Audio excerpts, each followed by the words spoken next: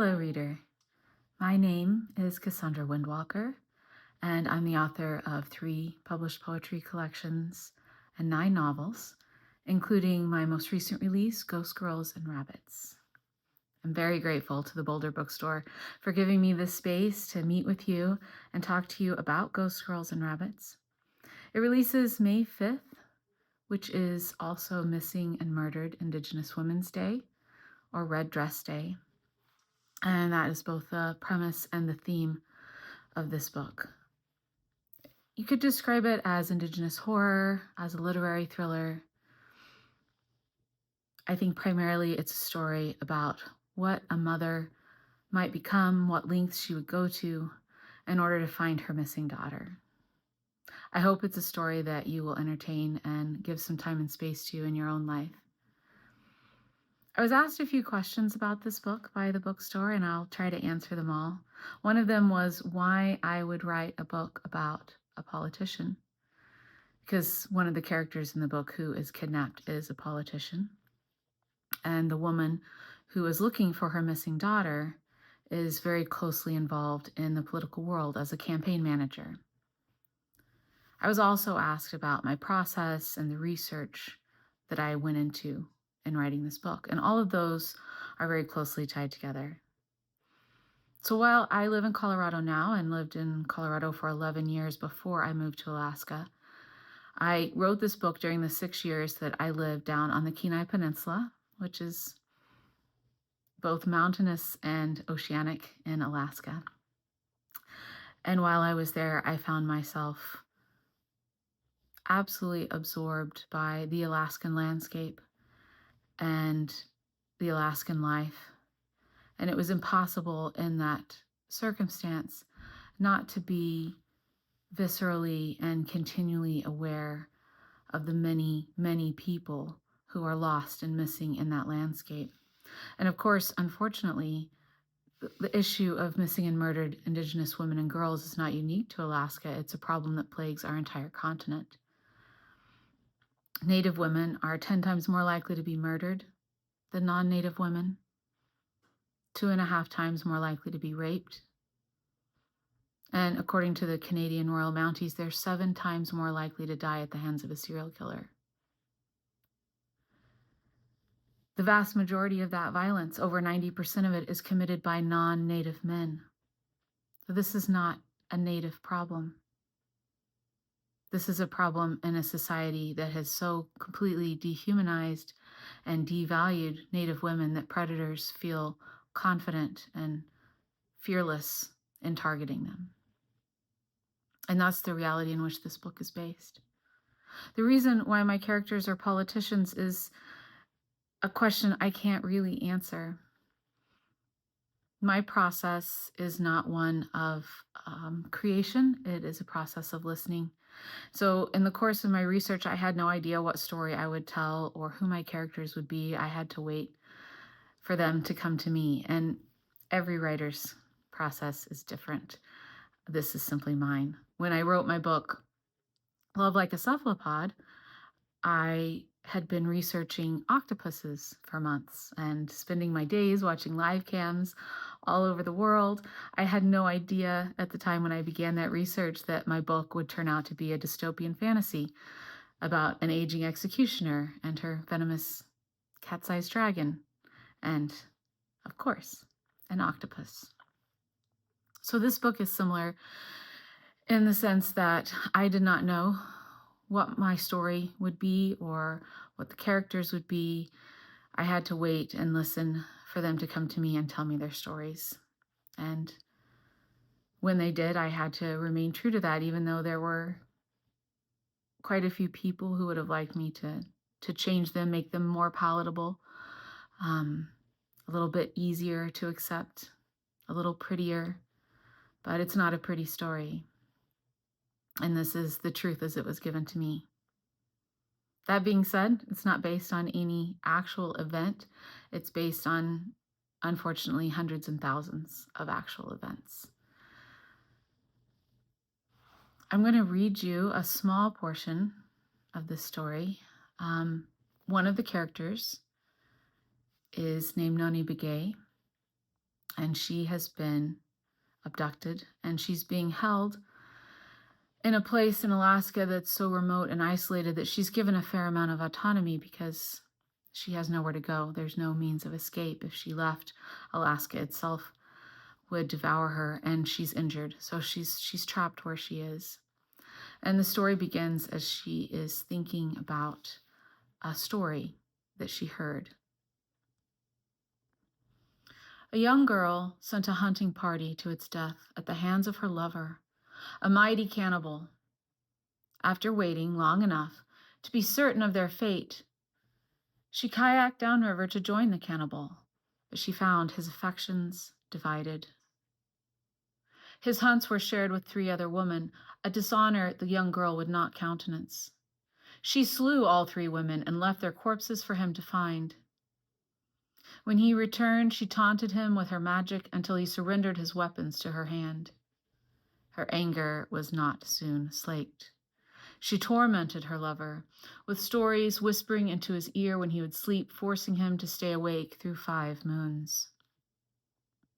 When he finally fell into a deep, exhausted sleep, the young girl took her knife and beheaded him, as he had beheaded the hunting party she had sent him. She took his weapons and paddled back upriver to her village, imbued with all his power. She was not a sister or a wife or a grandmother. She was a creature of hunger and ability, a harvester of blood, a seductress, and a crone. So Noni beheaded her enemies and impaled them under the garden flowers. She imagined the hunting party had thought themselves fierce and able. They had thought they served the girl's needs, thought they hunted to keep her and the village fed. But she had despised them for their uselessness, judged them only good enough to fill her lover's belly. Noni's mind shifted uneasily, names and images moving under the surface of the opaque waters of memory. She too had known hunting parties, hadn't she? Men and women decked in armed regalia, who shook hands and shouted speeches and marched down swept streets.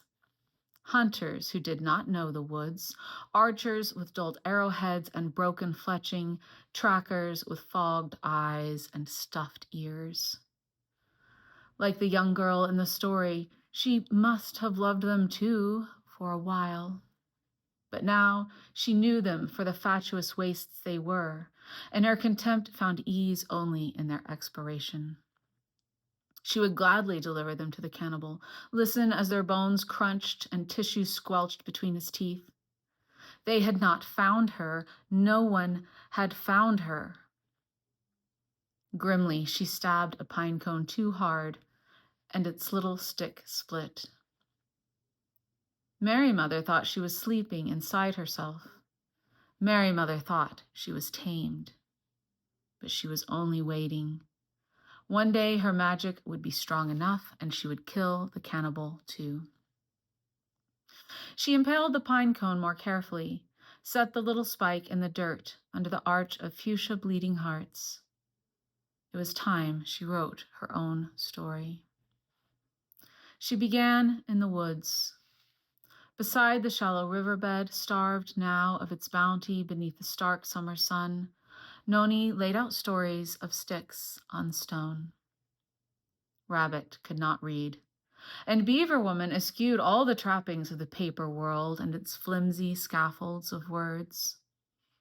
Still, Noni tried to reach them, reading the words aloud over the quiet chatter of the river. Rabbit merely watched her with dark, uncomprehending eyes. Beaver Woman retreated to the dam that stretched over the water, looking away across the hills as her feet dangled in the current. The sound of her own voice frightened her. Noni was sure her vocalizations matched the shapes she'd laid out, but they fell harsh and foreign in her ears. Their hard edges jangled against her thoughts, tumbling out of order. She tried reciting the words she'd memorized from Mary Mother's readings, but the English and the Nangam Tanu tangled up in each other's arms until she couldn't tell which was which or what any might mean. Frantically, she ran her hands up and down her limbs, tore off her clothes, and examined her bare flesh. Had she become beast? Was there nothing left of woman, after all? But her arms and legs still looked human. Her face felt smooth, her teeth unserrated.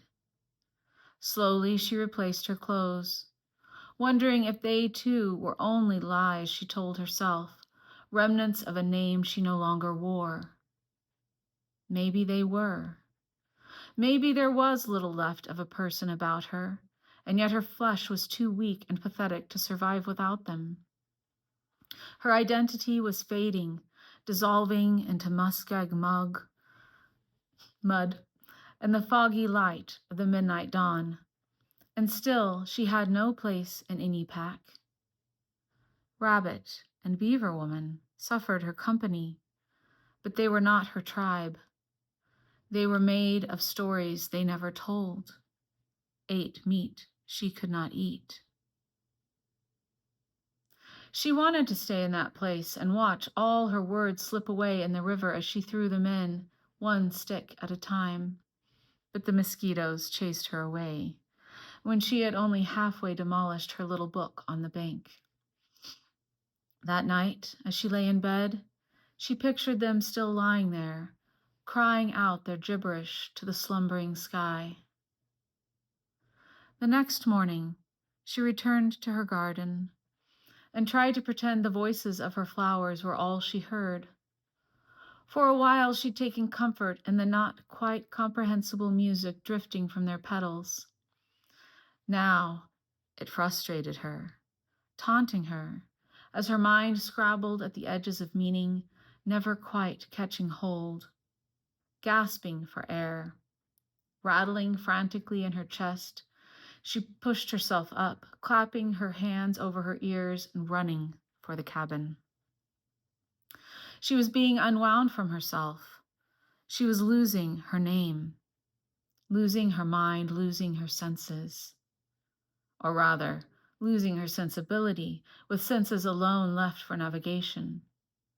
Noni wrapped her arms around her knees and rocked back and forth, clinging to the hard bite of the wooden floor and to her hip bones, as proof she was still here, still singular, still distinct.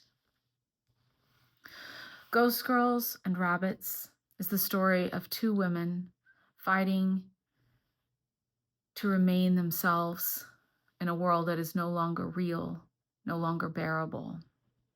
It's a horror story, and it's a true story, even if it's not a factual story. And I hope that you'll give it a chance. I was also asked about books I've read recently and what I would recommend.